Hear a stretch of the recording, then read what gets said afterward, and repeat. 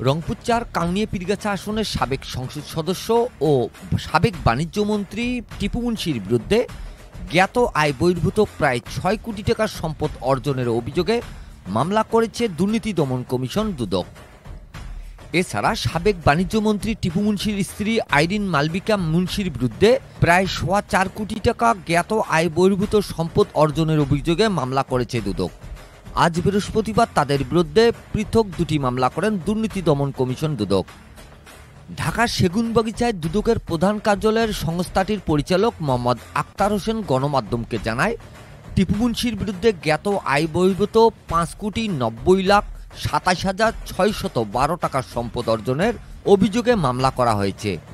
তার ১১টি ব্যাংক অ্যাকাউন্টের হিসাবে ৩২,১৮,৫৮,৪৫০ টাকার সন্দেহজনক লেনদেন হয়েছে।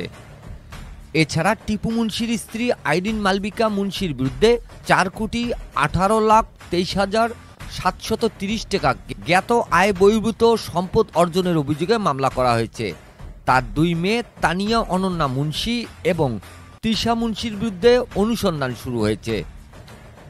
বৈষম্য বিরোধী ছাত্র আন্দোলনের কর্মসূচি চলাকালে গুলিবিদ্ধ হয়ে শ্রমিক মুসলিম উদ্দিন মিলন নিহতের ঘটনার দায়ের করা মামলায় গত বছরের ২৯শে আগস্ট রাজধানীর গুলশন ১ এর একটি বাসা থেকে টিপু মুনশিকে গ্রেপ্তার করে র্যাব।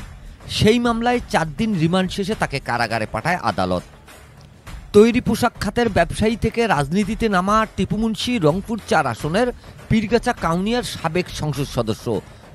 ২০১৮ সালে রংপুর ৪ আসন থেকে টানা ৩য় মেয়াদের সংসদ সদস্য নির্বাচিত হন তিনি।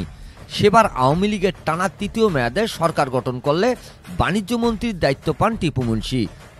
এদিকে কাউনিয়া পীরগাছার সাধারণ মানুষরা বলছে, দীর্ঘদিন টিপু মুনশি এই আসনের সংসদ সদস্য হয়ে থাকলেও এই এলাকার মানুষের ভাগ্য পরিবর্তনের তেমন কোনো উদ্যোগ নেয়নি।